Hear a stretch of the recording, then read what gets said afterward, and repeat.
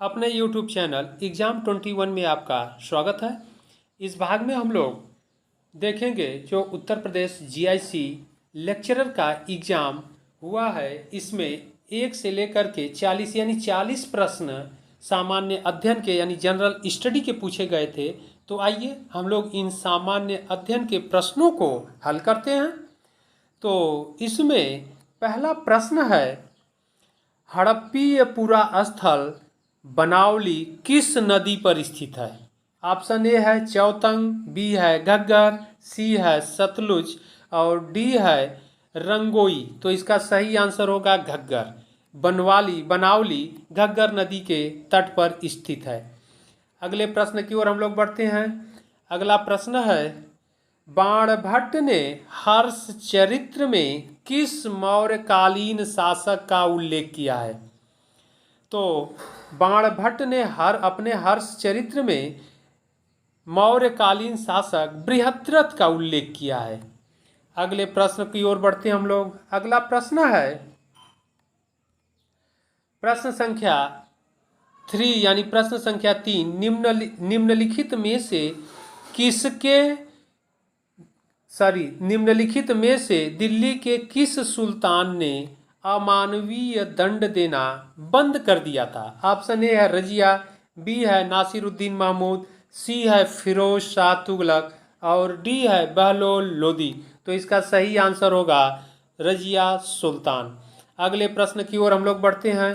अगला प्रश्न है, वह कौन सा प्रथम मुगल बादशाह था जो अंग्रेजों का पेंशन भोगी बना?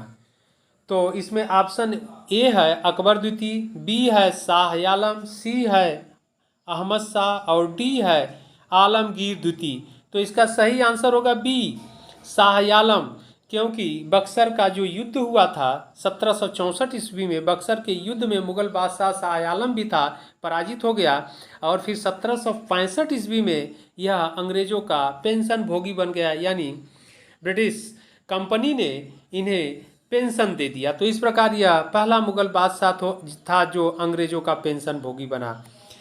अगले प्रश्न की ओर हम लोग बढ़ते हैं। अगला प्रश्न है, भारतीय राष्ट्रीय कांग्रेस में सम्मिलित होने के लिए सुभाष चंद्र बोस को किसने प्रेरित किया?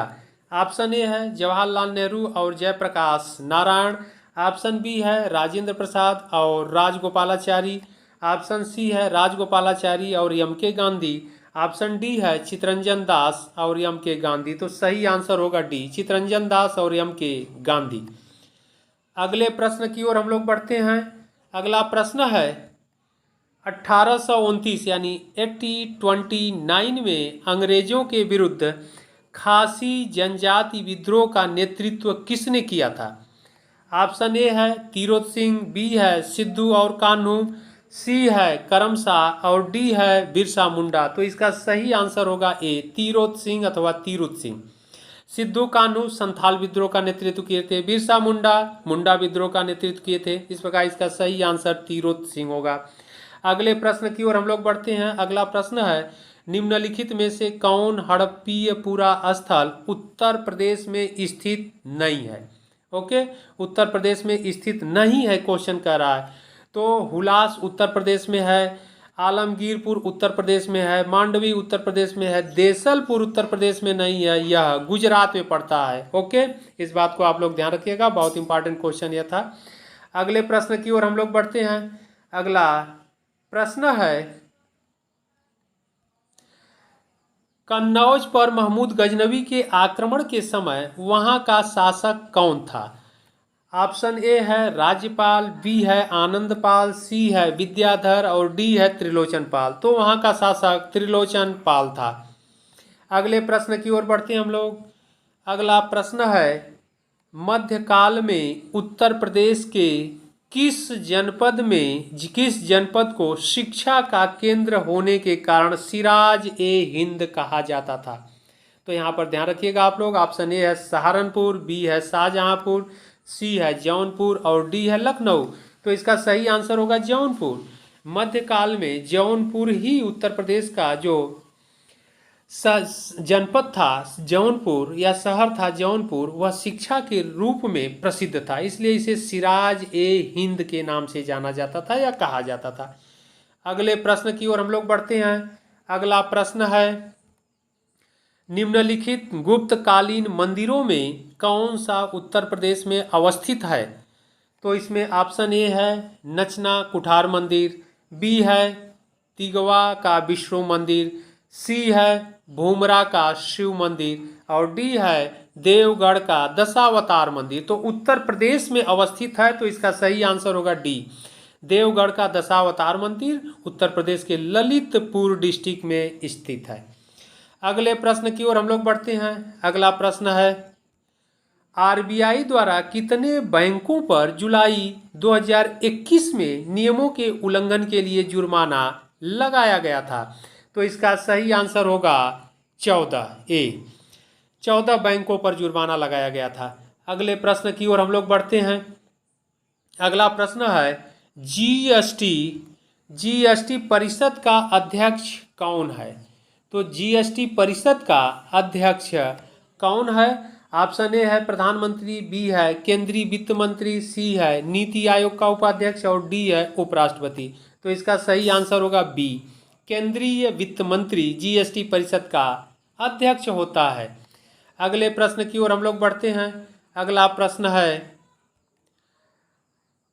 असमानता वायरस वैश्विक रिपोर्ट 2021 प्रकाशित की गई। ऑप्शन ए है ऑक्सफैम द्वारा, बी है विश्व बैंक द्वारा, सी है अंतर्राष्ट्रीय मुद्रा कोष के द्वारा और डी है संयुक्त राष्ट्र संघ द्वारा। तो इसका सही आंसर होगा ऑक्सफैम के द्वारा। अगले प्रश्न की ओर हम लोग बढ़ते हैं। अगला प्रश्न है, प्रधानमंत्री फसल बीमा योजना, प्रधानमंत्री फसल बीमा योजना शुरू की गई। ऑप्शन ए है 2014 में, बी है 2015 में, सी है 2016 में और डी है 2017 में। तो इसका सही आंसर होगा 2016 में प्रधानमंत्री फसल बीमा योजना प्रारंभ की गई।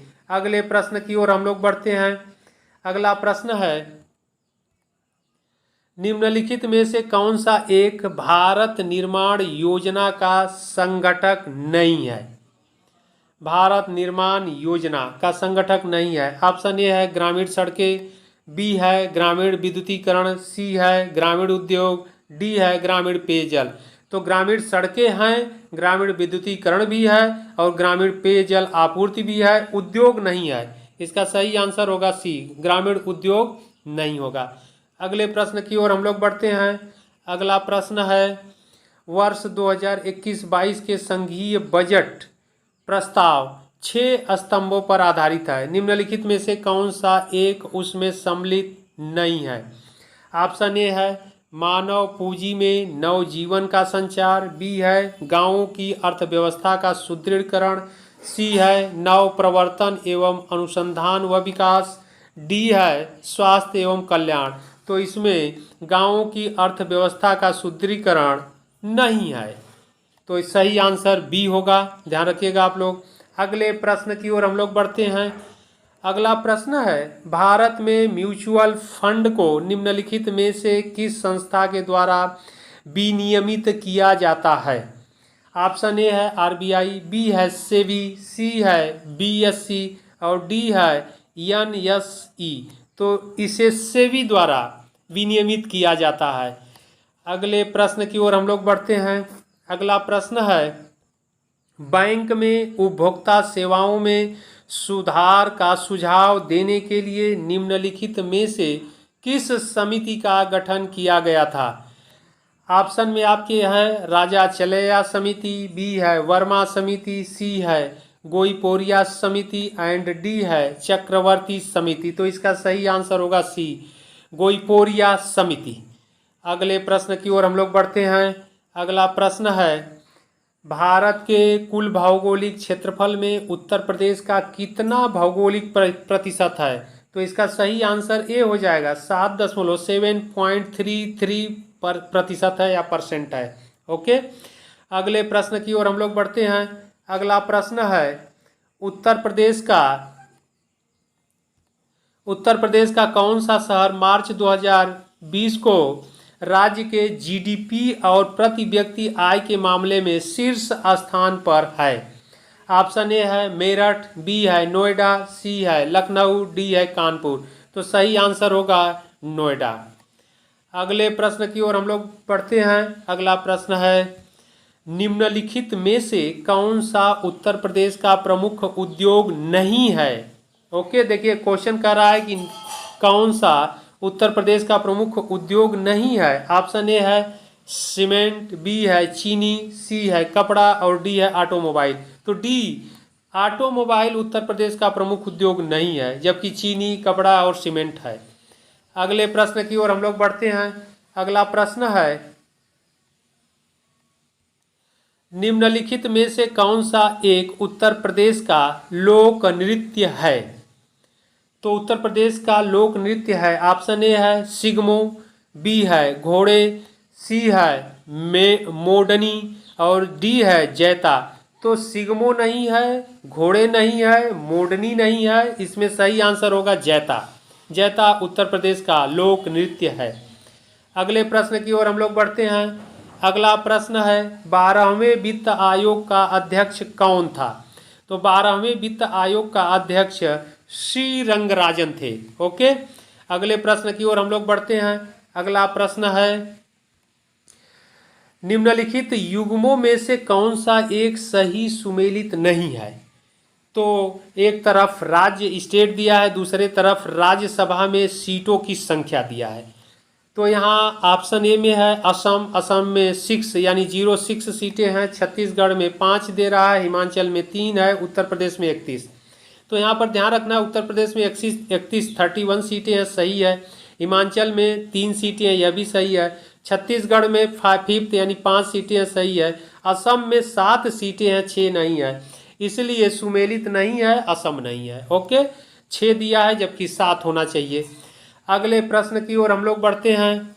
अगला प्रश्न है, निम्नलिखित में से राज्य के नीति निर्देशक तत्वों का कौन सा अनुच्छेद राज्य को निर्देशित करता है कि वे उद्योगों के प्रबंधन में कामगारों की सहभागिता सुनिश्चित करें?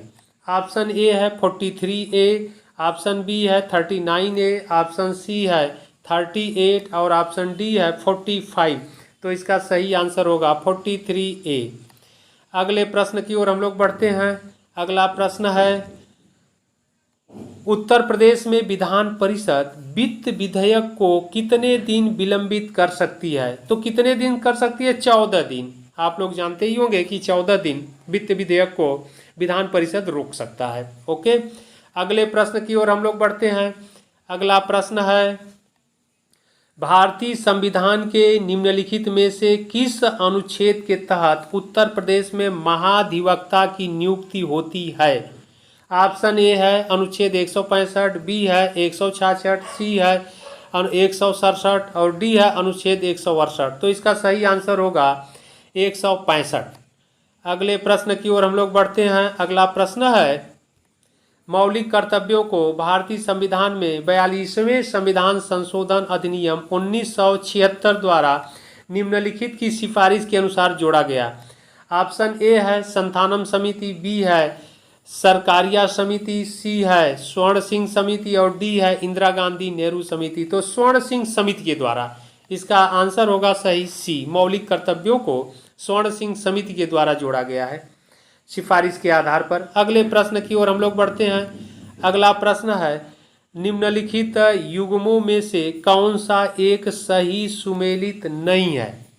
ओके, तो सही सुमेलित नहीं है तो ताप विद्युत गृह है, दूसरे तरफ राज्य है। तो ए कह रहा है बाढ़ बिहार, बी कह रहा है लारा छत्तीसगढ़ और सी कह रहा है कुर्गी कर्नाटक और डी कह रहा है गाडरवारा।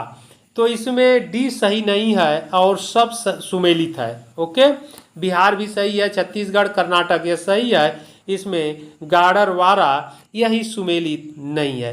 अगले प्रश्न की ओर हम लोग बढ़ते हैं। अगला प्रश्न है, सूची 1 को सूची 2 से सुमेलित कीजिए तथा सूचियों के नीचे दिए गए कूट का प्रयोग करके सही उत्तर का चयन कीजिए।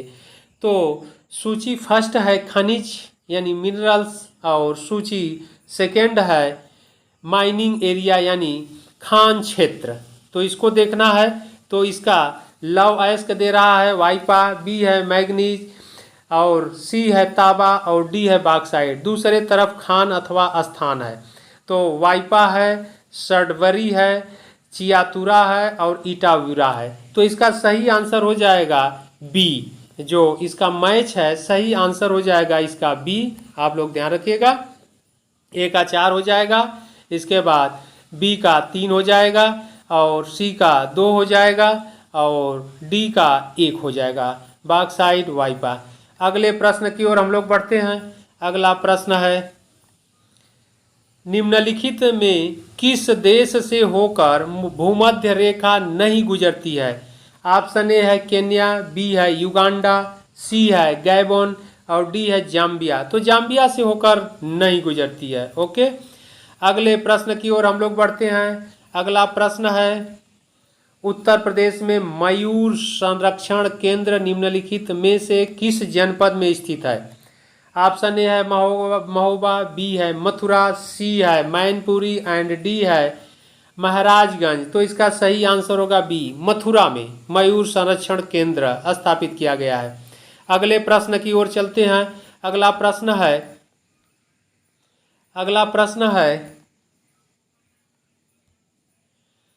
प्रश्न है निम्नलिखित में से उत्तर प्रदेश की कौन सी अनुसूचित जनजाति वाराणसी जनपद में नहीं पाई जाती है?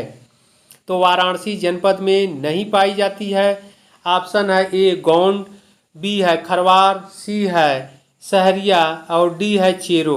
तो इसमें सही आंसर होगा सहरिया। सहरिया सोनभद्र में पाई जाती है, वाराणसी जनपद में नहीं पाई जाती है। अगले प्रश्न की ओर हम लोग बढ़ते हैं। अगला प्रश्न है, पारिस्थितिकीय तंत्र की अवधारणा प्रथम बार किसके द्वारा दी गई? ऑप्शन ए है वुडबरी के द्वारा, बी है क्लार्क के द्वारा, सी है एजी टांसले के द्वारा और डी है ईपी ओडम के द्वारा। तो इसका सही आंसर होगा सी, एजी टांसले के द्वारा। ओके, अगले प्रश्न की ओर हम लोग बढ़ते हैं। अगला प्रश्न है, निम्नलिखित में से कौन सी फसल लवण सहिष्णु है? ऑप्शन ए है खरबूजा, बी है मटर, सी है लोबिया और डी है चुकंदर। तो इसका सही आंसर होगा डी, चुकंदर। अगले प्रश्न की ओर हम लोग बढ़ते हैं। अगला प्रश्न है, खड़ी फसल की कटाई करने से पहले अगली फसल की बुआई करना कहलाता है। ऑप्शन ए है सहफसली खेती, बी है बहुफसली खेती और सी है मिश्रित खेती और डी है रिले खेती। तो इसका सही आंसर होगा डी, रिले खेती यानी रिले क्रॉपिंग। ओके, अगले प्रश्न की ओर हम लोग बढ़ते हैं। अगला प्रश्न है, निम्नलिखित में से किस क्षेत्र में मोटे अनाज वाली फसलें उगाई जाती हैं? तो मोटे अनाज वाली फसलें, ऑप्शन ए है ऊंचाई वाले यानी ऊपरी क्षेत्र में, बी है निचले क्षेत्र में, सी है जलमग्न क्षेत्र में और डी है उष्ण वर्षा वाला क्षेत्र। तो इसका सही आंसर होगा ए, ऊंचाई वाले यानी ऊपरी क्षेत्रों में मोटे अनाज वाली फसलें उगाई जाती हैं। ओके, अगले प्रश्न की ओर हम लोग बढ़ते हैं। अगला प्रश्न है, सौर ऊर्जा का कारण है। तो सौर ऊर्जा का कारण है ए संलयन प्रक्रिया, बी विखंडन प्रक्रिया, सी रासायनिक प्रक्रिया और डी दहन प्रक्रिया। तो ए इसका सही आंसर होगा फ्यूजन रिएक्शन यानी संलयन प्रक्रिया। ओके, बहुत इंपॉर्टेंट क्वेश्चन यह था, कई बार पूछा भी जा चुका है पीसीएस में भी। अगले प्रश्न की ओर हम लोग बढ़ते हैं। अगला प्रश्न है, विलुप्त संख्या ज्ञात कीजिए। तो इसमें विलुप्त संख्या जो क्वेश्चन मार्क है यहीं पर ज्ञात करना है कौन सी संख्या होगी।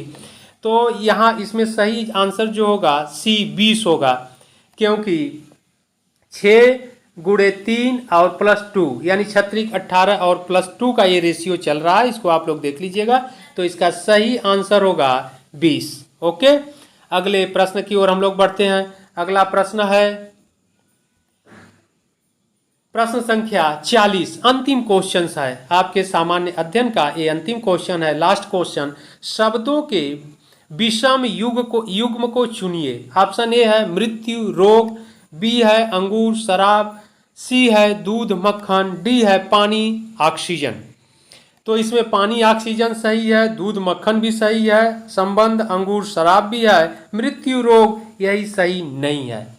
तो इस प्रकार यह आप लोगों के सामान्य अध्ययन का क्वेश्चन था जीआईसी लेक्चरर के, और आप लोग इन प्रश्नों को अवश्य देख लीजिएगा। प्रश्न मैंने जो क्वेश्चन सॉल्व कराया है सारे एथेंटिक आंसर थे, आप लोग इसको देख लीजिएगा और चैनल को हमारे सब्सक्राइब कर दीजिएगा। आगे आप लोग हमारा जो कोचिंग संस्थान है इंदिरा जीएस इंस्टीट्यूट इलाहाबाद में आप लोग आकर के संपर्क भी कर सकते हैं, अन्य प्रश्नों की को भी जान सकते हैं। धन्यवाद।